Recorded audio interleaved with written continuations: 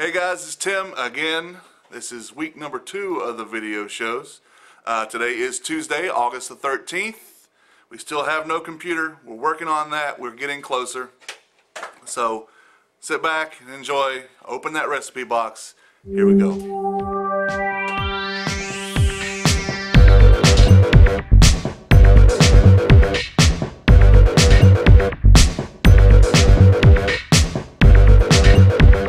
Served hot, just the way you like it. Here's your weekly serving of food, news, and views.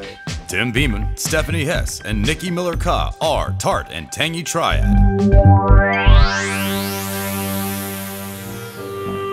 Even though it's in a bowl, we're serving the dish. Soup's on. Mmm, tasty.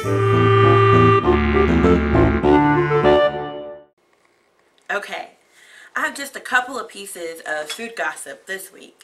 Not much, but just enough to whet your appetite. The first piece of news or food gossip I have, the newest restaurant that's opening in town, where the old Dioli's was, that just closed, I don't know, not even 2 weeks ago, is going to be called Mundo.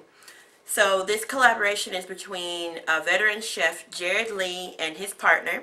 And Mundo is going to be global cuisine, tapas, and they're going to be opening in less than 6 weeks, or at least that's what they say they are. But as we all know, restaurants have an open date and then they go past that. But we'll see what happens with that.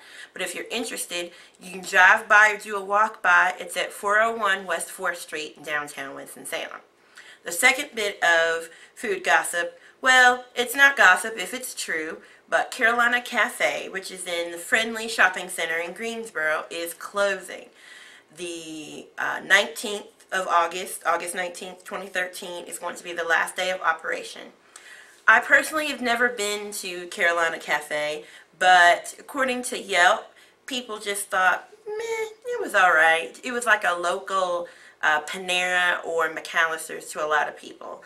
But if you love Carolina Cafe and you can't get enough of it, there are still locations open in Cary and Raleigh. So you can go there for your Carolina Cafe fix. And that's all I have for food gossip this week.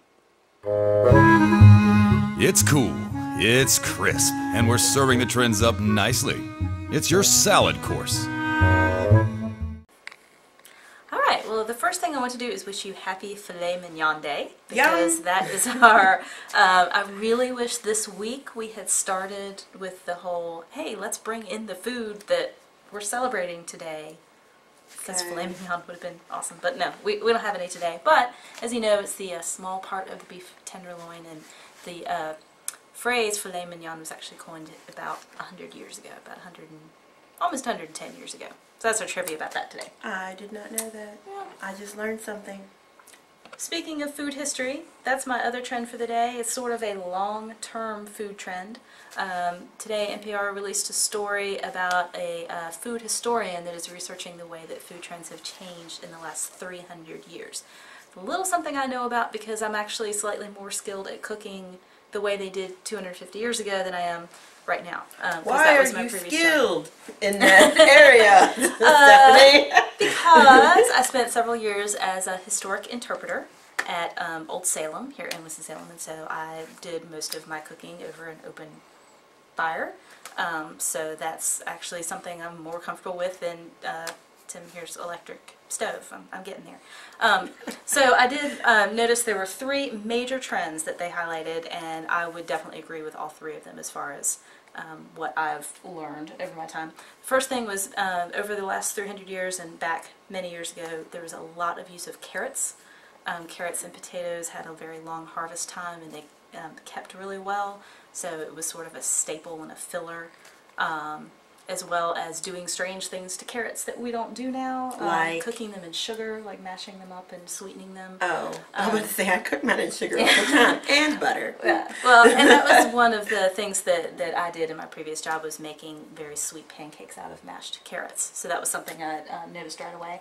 Another thing, which was no surprise to me, is the use. These are actually, I should have said all focused in England, but I think it probably was the same in America.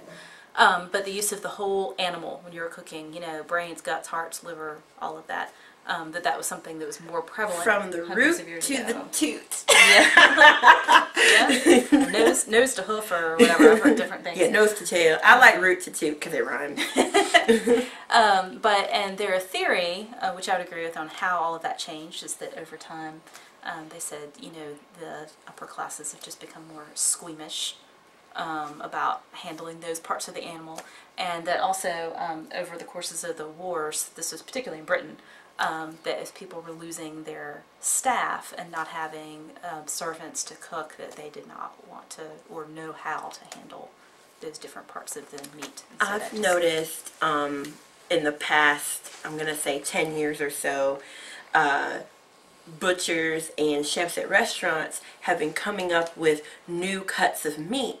They're not new, they're just cheaper and easier to use, and people don't have names for them. Like, for instance, a trend that I noticed just in this past week. So you all know what a ribeye steak is. Yeah, it's very nice and tender, it's kind of expensive, a little fatty, you know, nice marbleization. Well, when you get your ribeye steak, I wish I had an example today, but I don't. But there's a cap on top of the ribeye, and it's very lean, and it's called spinalis.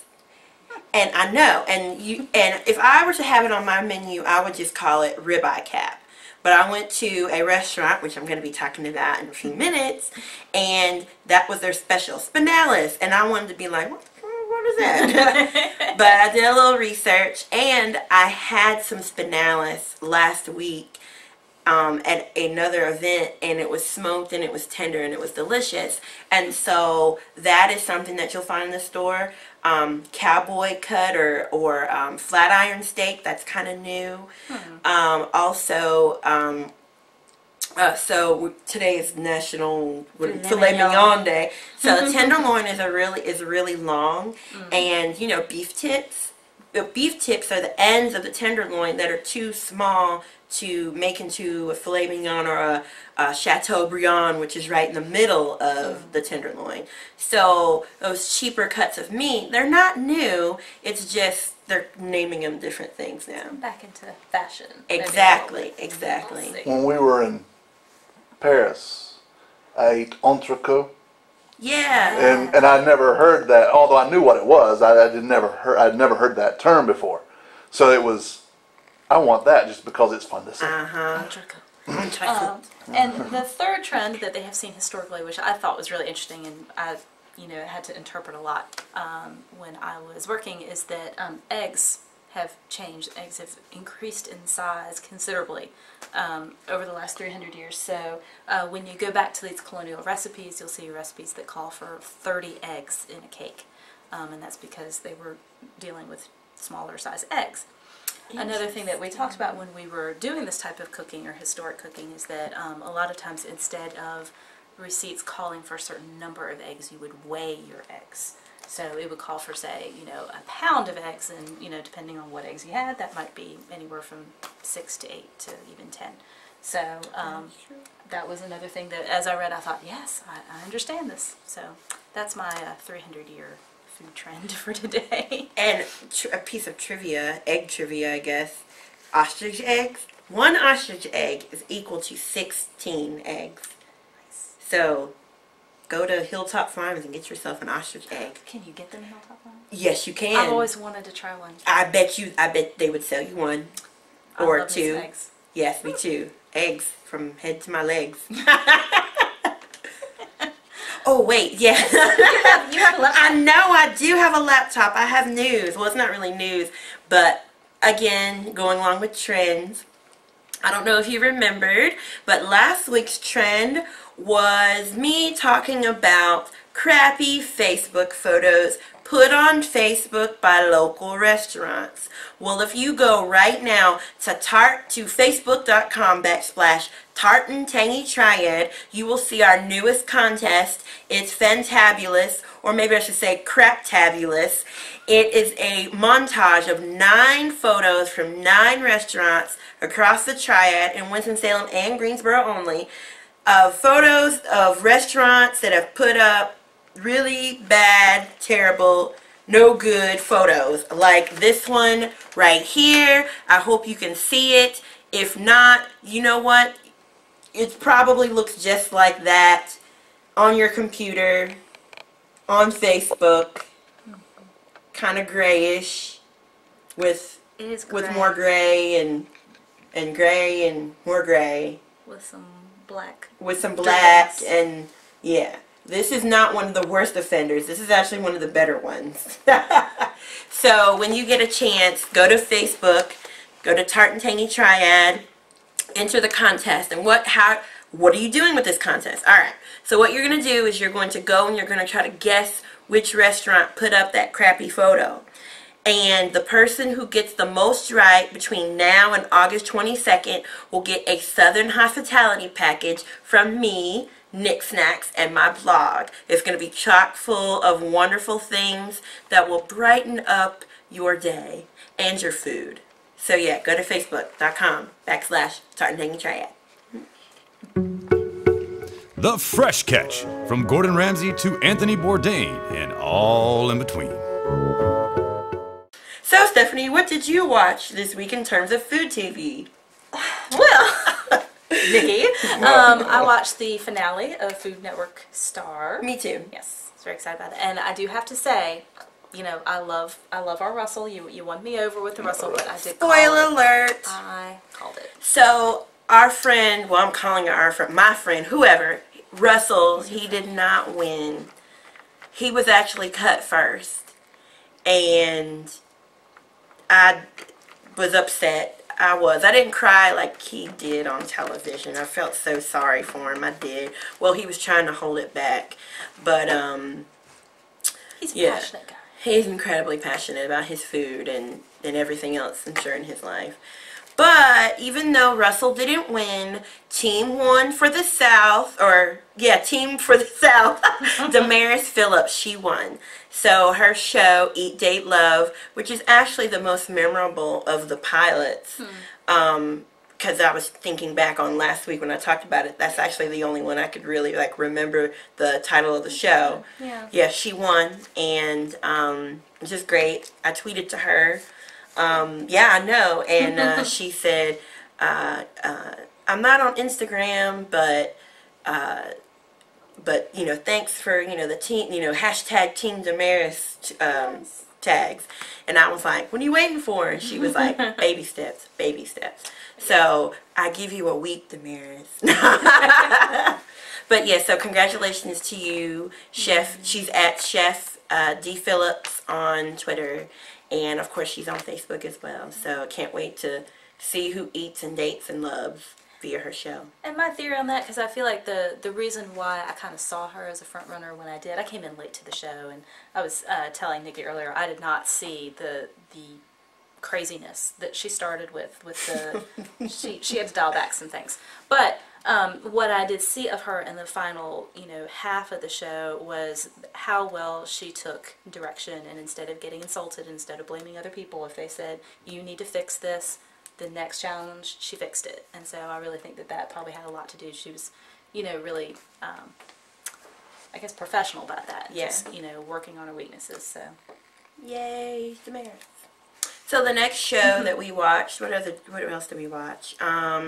Cutthroat Kitchen. It's new. It started last Sunday right after Food Network Star. The host is Alton Brown.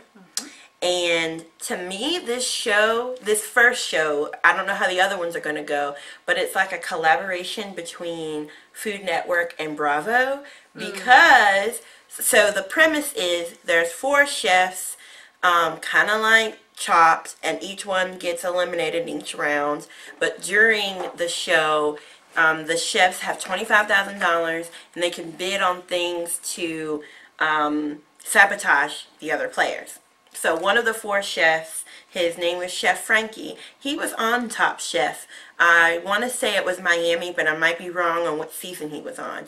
But the professional chef that came to eat everybody's food was Chef Antonia Lafaso, who was also on Top Chef. She didn't win, but she was one of the final 4 on her season.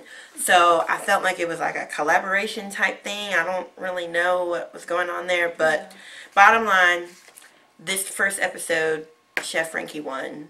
Yeah. So, and it wasn't easy, apparently, because every sabotage of the show was aimed at him. Mm-hmm. Yeah. And so he had to deal with some nasty stuff to cook with. I believe there was a blue cheese gelato. Oh, yeah, blue cheese and Cabernet debacle.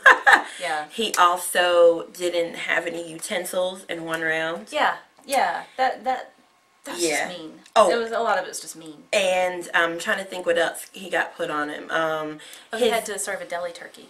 Oh, yeah, a pre-cooked deli turkey. And his butter got taken away in the Thanksgiving Day challenge. They had to make a Thanksgiving dinner. And his butter got taken away. So he had a lot to deal with. And then the others, somebody had to cook with only a pocket knife.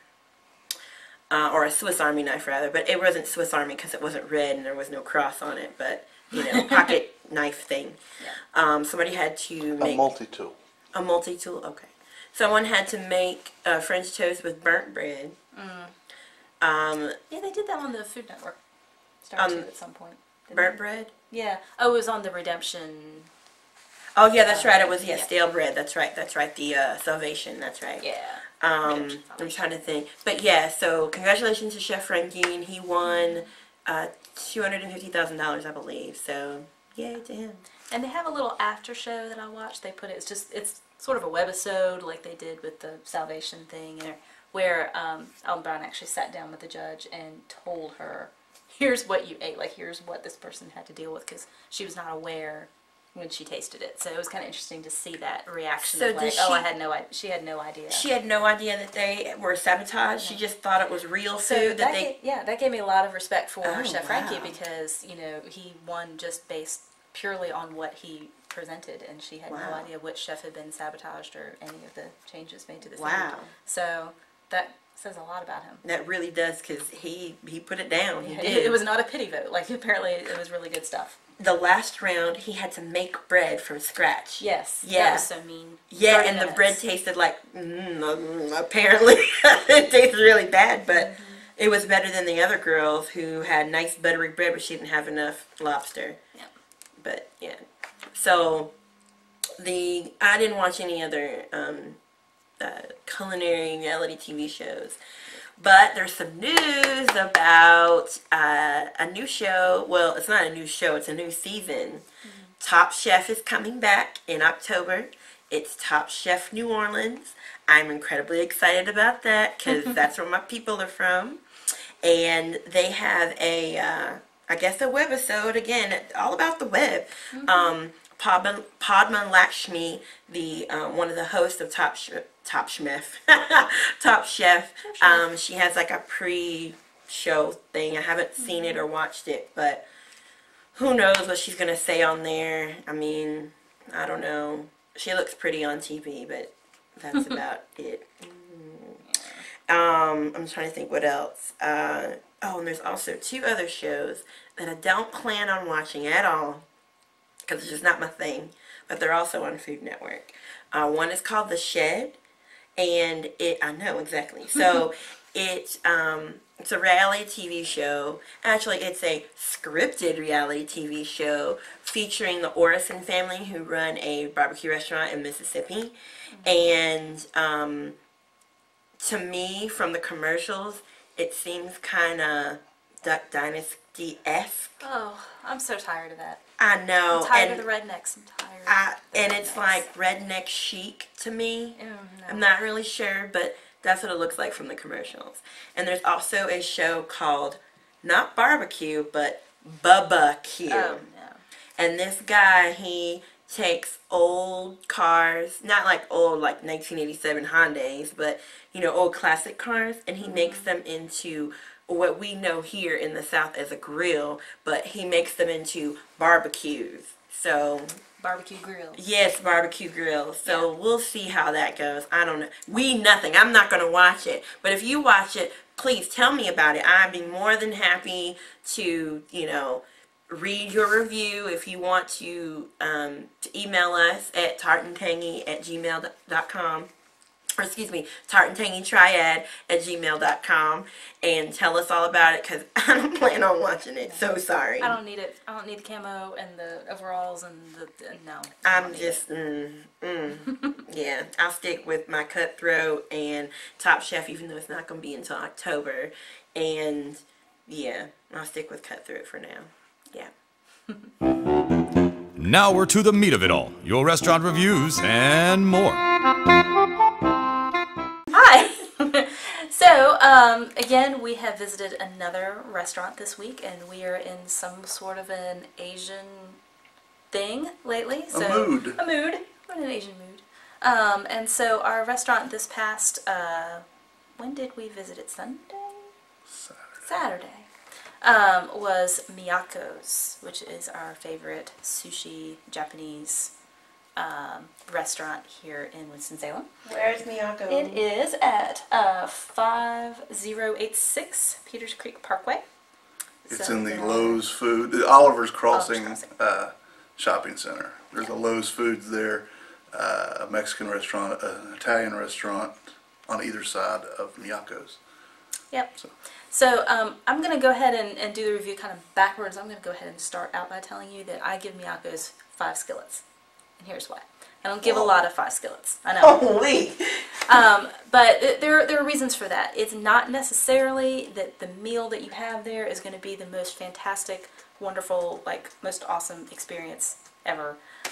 It is really kind of an overall where we have never had a bad meal there. And we go a lot. And it's always been good. And they also get extra points for me from what they do for Tim here, because we're longtime regulars. And he has known the 2 chefs there for a while. Is that they have kind of learned what Tim likes. And so he spares the effort of ordering now, and just writes on his order, 2 surprise, what is it, 2 surprise rolls. I got tired of going through and then having to choose from this long list of rolls to choose from. So I'm like, instead of me doing it, and they probably get bored doing the same thing over and over and over again, so I write on the ticket every time 2 different mystery rolls. Mystery rolls, that's what he calls them. And just let them experiment, put whatever they want together. They know the things I like and don't like. This week actually was probably the worst that I've had, and it wasn't bad. It was pretty. It was very pretty. I don't like my seaweed on the outside. I like it on the inside, but it still it tasted good. Yeah. So, and you should see what comes back when he asks for these mystery rolls. I think I'm not a chef, but I feel like, we both sort of assume that they enjoy the ability to kind of branch out and be creative and not make the same thing. And so they really take time with it, and they hand back something that's just gorgeous and uses sometimes cuts of fish that aren't really on the menu all that much, like octopus and things like that. I always just love to see what he gets and ooh and ah over how pretty it is. So that, for me, is one reason to earn 5 skillets, because there's not many places you can go and just say, surprise me, and you're going to get something that you're happy with. Surprise! Yeah. And, price-wise, for sushi in this town, and especially considering this sushi that we had in Charlotte recently, which was really good, but also twice as much as what we have at Miyakos, the price is really good. You get more than most other places for less money than most other places. What would probably cost somewhere at another sushi restaurant about $13-14, you get for $10 at Miyakos, and you get big rolls, and even the small stuff is small, but their specialty rolls are all a lot of food. It really is. And this may cause some debate, I don't know, some sushi debate, but I read what was being said about them on Yelp and some of the other sites, and there was one person in particular that was saying, oh, well, it's not real sushi, and, you know, they didn't do the rice correctly, and they had some beef about the rice not being prepared with enough vinegar, or rice vinegar. And well, you know sushi means vinegared rice in Yes. Japanese. But for me, that was kind of a light bulb moment, because I do sometimes get sushi from grocery stores and things like that, and you know, I've noticed, I think that that's the thing that I don't like about some of the other sushi I've gotten, is that too much of it. I hate vinegar, and I can almost taste it in some sushi I've had before. And I think one of the things I've always liked about Miyako is that, to me, it just tastes clean. I don't know, it just doesn't have any flavor other than the rice and the fish, and I like that. Well, I like vinegar, but I like their sushi better than any other sushi in town. I just like the way it tastes better. I mean, that wasn't the first place I ever had it, but it was the first place I ever got acclimated to it. I had sushi at a couple other places, one I believe where they came from, and you know, I had to get through my head what it was. I'm like, oh, I'm going to eat this, and now it's my favorite food. But Miyakos is where I went to try different stuff. It was all the different things in sushi that I tried, and that's where I found what I liked and what I didn't like. And really, the only thing I don't really like is mackerel. Yeah, me either. Don't much care for the mackerel, but everything else I really like. And So I'm too giving Miyakos 5 skillets. Wow. yeah, and another testament to the chef too is that I haven't done the mystery roll as much, although I think I would like to. I don't want to tax them, but you know, it's just so fun to watch that. But you really do see the chefs making a mental note of what your preferences are. And I ordered something I never ordered before, and it had mackerel, and you know, the chef even, you know, made a point of saying, oh, you don't like mackerel as much, and everything when I've ordered that salad ever since, it doesn't have any in it. So I mean, you know, they're really paying attention. So I think that deserves 5 skillets from me. So. Miyako's address again? Yes, 5086 Peters Creek Parkway in Oliver's Crossing Shopping Center. Okay, so the restaurant that I went to recently is a newer restaurant in town, and it's called Fratellis Steakhouse. And it is located at 2000 Renolda Road. So Fratellis, the location, there's a lot of history there. Before it was Fratellis, it was Old Staley's, which was nothing like the Staley's that was before that. But before it was Old Staley's, it was Frankie Rowland's, which burned down completely to the ground. And then before that, it was Staley's Steakhouse.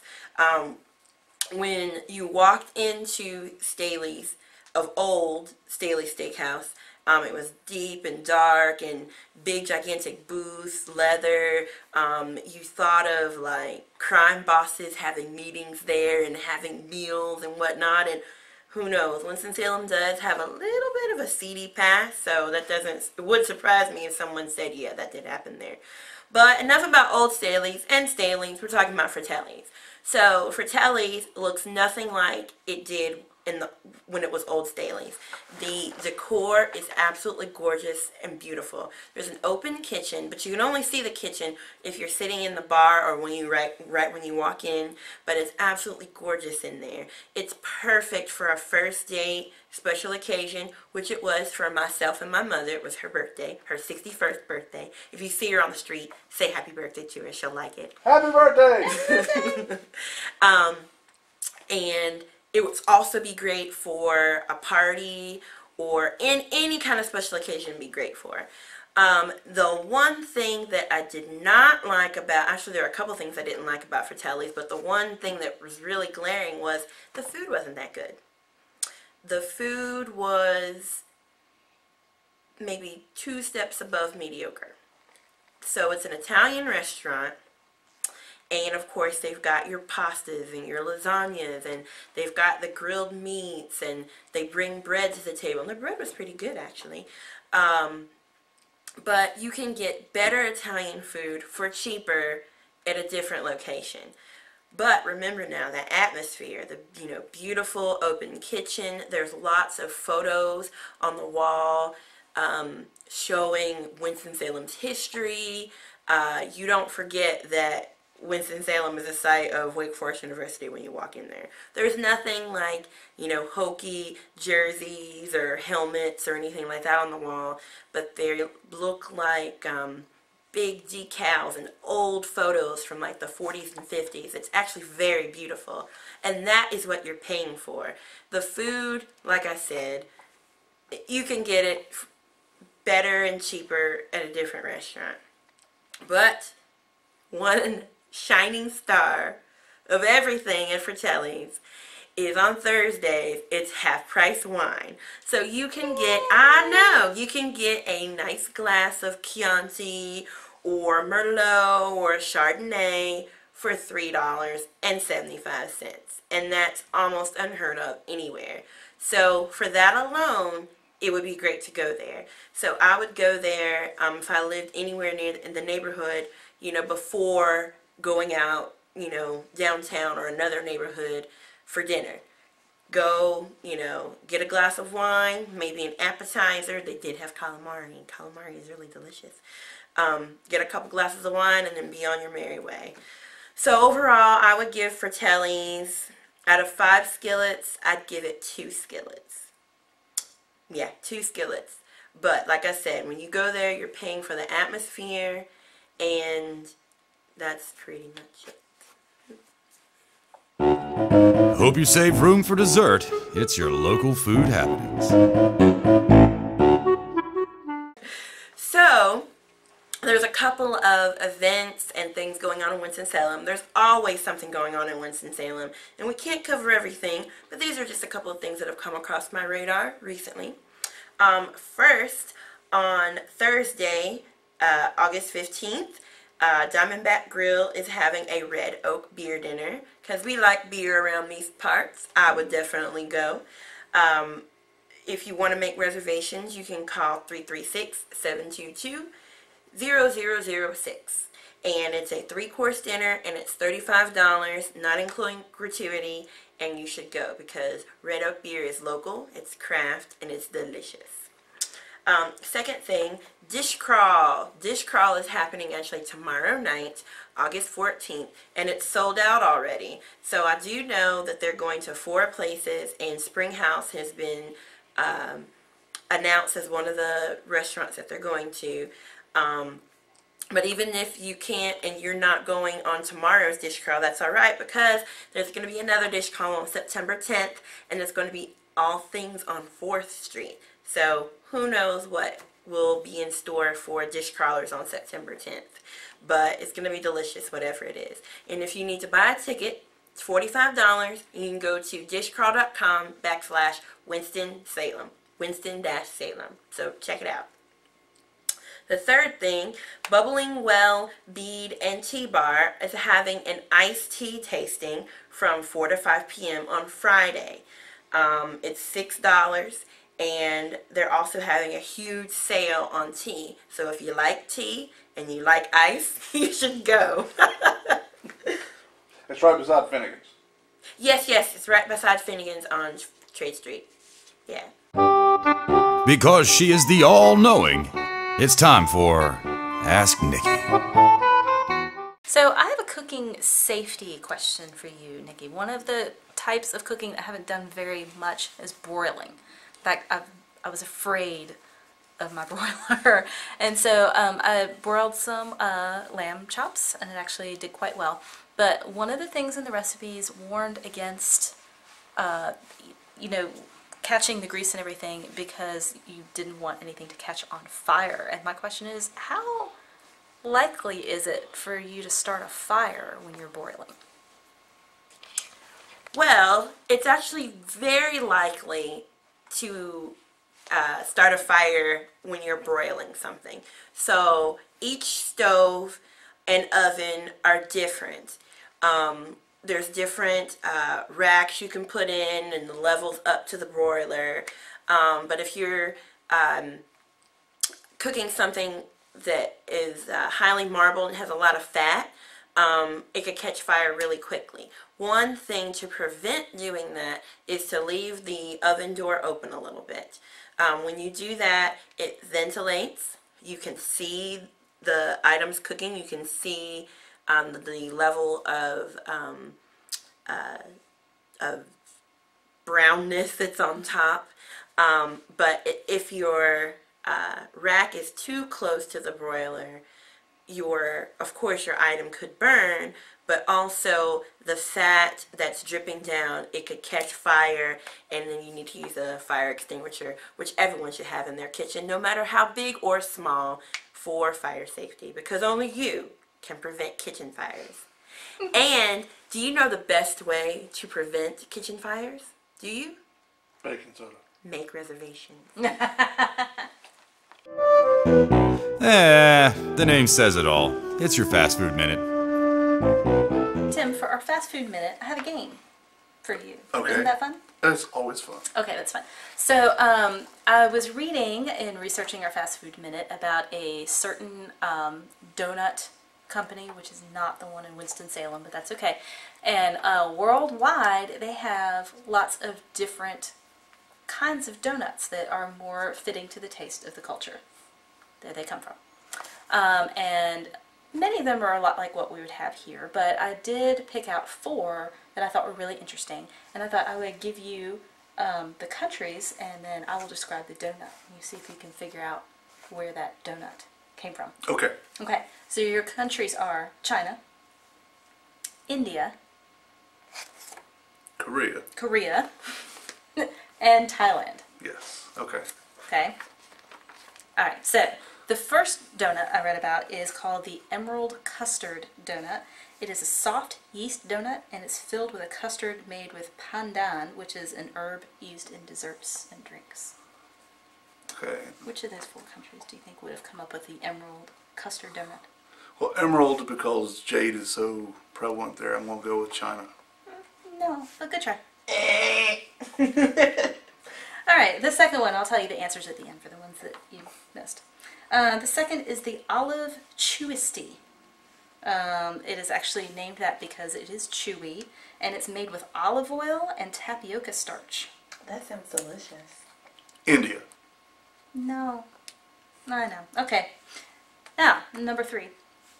Saffron Pistachio Melody. It's a spiced, savory donut topped with saffron water-infused icing and pistachios.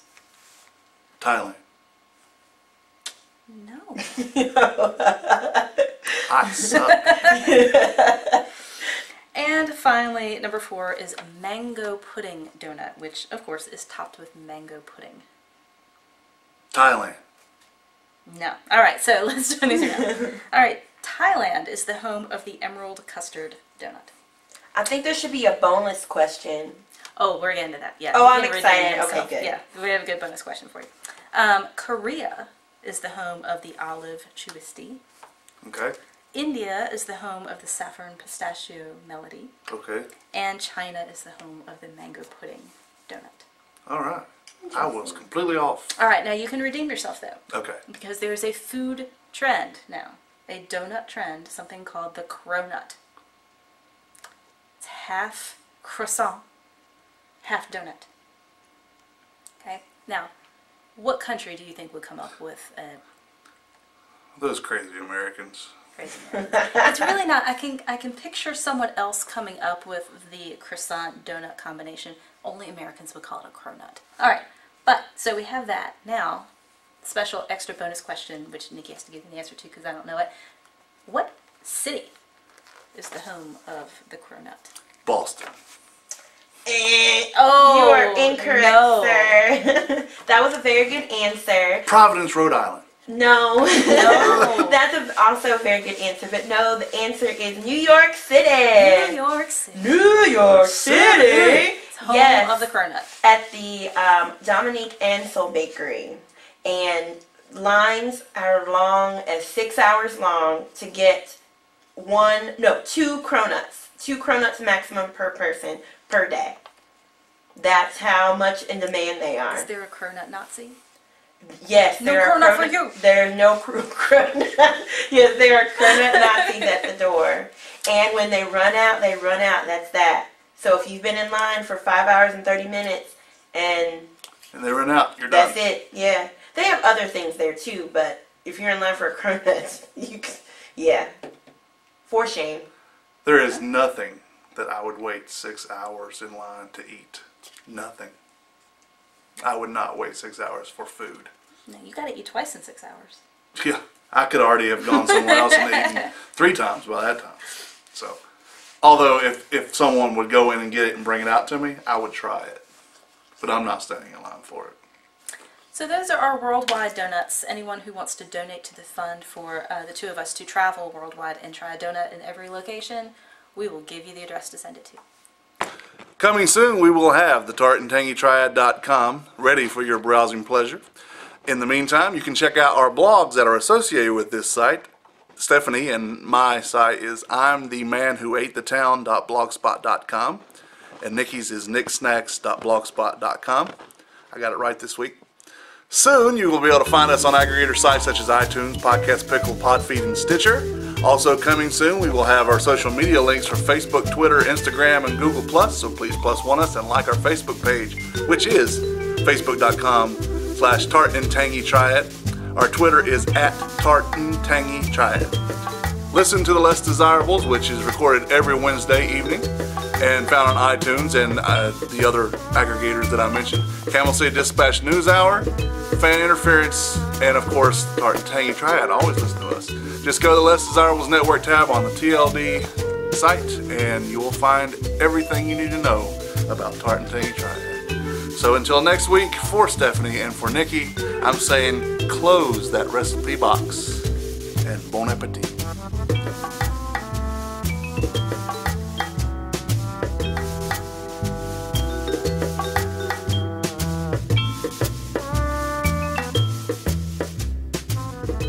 The views and opinions expressed in this podcast are solely those of the contributors and are not necessarily shared by our distributors or hosting company.